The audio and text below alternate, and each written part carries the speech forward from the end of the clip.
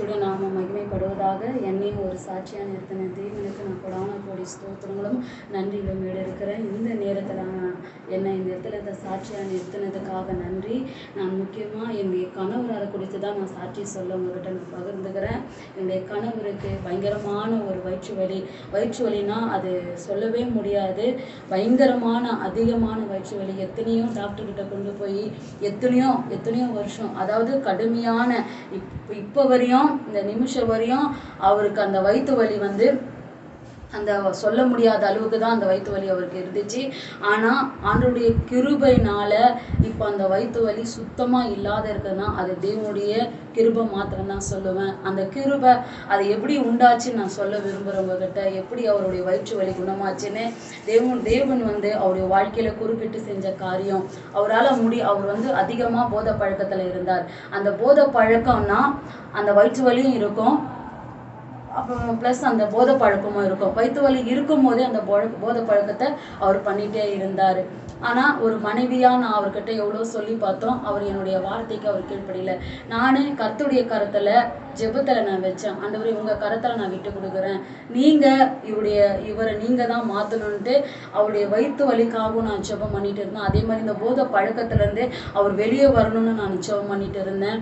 அதுக்கப்புறம் போன மாதம் 5ஆம் மாதம் வாக்குத்தத்தத்தின் பிரகாரம் 1ஆம் தேதி எங்களுக்கு கொடுத்த வார்த்தை லூக்கா 1:13 உன் ஜெபங்கள் கேட்க, உன் வேண்டுதல்கள் கேட்கப்பட்டது அப்படின்னும் போது தேவ தூதர்களை உங்களுக்கு நான் அனுப்புவேன் அப்படின்னு சொல்லும் போது ஆண்டவர் அந்த வார்த்தையை எனக்கு கொடுத்துருந்தாரு.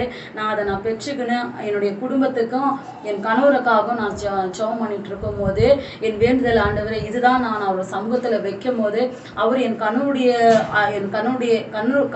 வாழ்க்கையில குறுக்கிட்டு செஞ்ச காரியம், இந்த அற்புதத்தை நான் உங்ககிட்ட சொல்றேன்.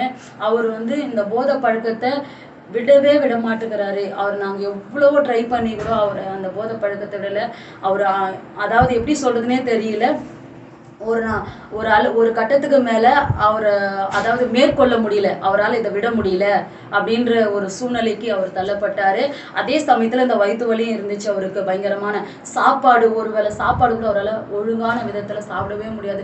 முழுங்க கஷ்டப்படுவார். எது சாப்பிட்டாலும் வெளியே எடுத்துடுவார் அவர். அது ஒரு மனைவியாக நான் அவர் கூட எத்தனையோ நைட்டு நான் இருந்து அவர்கிட்ட வேதனைப்பட்டிருக்கிறேன்.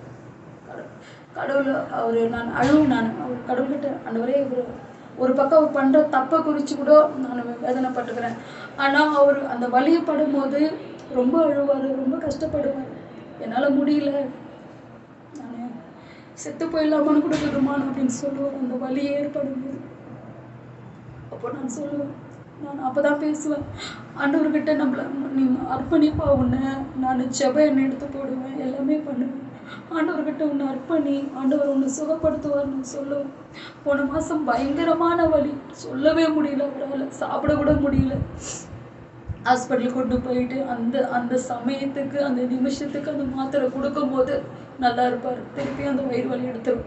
டாக்டர் சொல்லிட்டாங்க, போதை பழக்கத்தை நீ நிறுத்தணும்பா அப்படின்னு சொன்னாங்க. அவங்க பேச்சையும் கேட்கல, யாருடைய பேச்சையும் கேட்கல.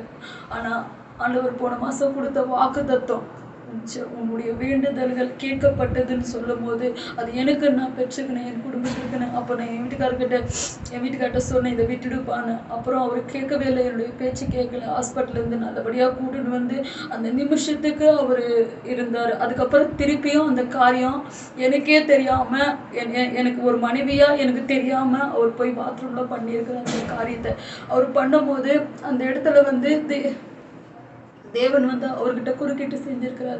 குறுக்கிடும் போது அவர் அந்த தப்பான போதை பழக்கத்தில் போய் ஈடுபடும் போது அவர் ஒரு சத்தம் ஒன்று உண்டாகி தப்புன்ட்டு, அந்த தப்பு செய்யாதன்ட்டு ஏதோ ஒரு சத்தம், பயங்கரமான ஒரு சத்தம் உண்டாயிருக்கும் போது அவர் அந்த இடத்துல ஒரு நிமிஷம் கூட நிற்கல, வந்துட்டார். என்கிட்ட வந்துட்டு பேசவே வரல, அவரால் பேச முடியல. என்னப்பான்னு கேட்குறேன். ஒன்றும் இல்லை, நீ கை நீட்டுன்னாரு. என்னத்துக்குப்பா கை நீட்டுன்னு சொல்கிறேன்னு. அப்புறம் அவர் அந்த போதை பழக்கத்தில் இருந்த அந்த பொருளை என் கையில் கொடுத்து, இனிமேல் நான் இந்த காரியத்தை நான் பண்ண மாட்டேன் அப்படின்னு அந்த ஒரு வார்த்தை சொல்லிட்டு நைட்டு 10 மணி வரையும் அவர் தூங்கலை. வெறும் கண்ணீர் மட்டும்தான் அவர்கிட்ட வந்ததே இருந்துச்சு. உடனே உடனே ஆண்டவர் சமூகத்தில் முழங்கால் படிட்டு நானும் என் கணவர் ஜெபம் பண்ணோம். ஆண்டவரே, இந்த இந்த அற்புதம் செஞ்சது நீங்க மாத்திரம் தான் ஏசப்பா. நீங்க குறுக்கிடலைன்னா இந்த காரியம் செஞ்சிருக்க முடியாது ஆண்டவர். ஆண்டவருக்கு நாங்கள் கணவன் மனைவி 2 பேரும் முழங்கால் படிட்டு நன்றி செலுத்தி ஜெபம் பண்ணோம். ஆண்டவர் எங்கள் ஜெபத்தை கேட்டு இப்போ கடவுளுடைய கிருபையில அந்த வயிற்று வலி சுத்தமா இல்லை. அவரு நல்லா சாப்பிட்றாரு, நல்லா இருக்கிறாரு. கர்த்தருடைய நாமம் மாத்திரம் மகிமைப்படட்டும். தேவனுக்கு மகிமை உண்டாகுது.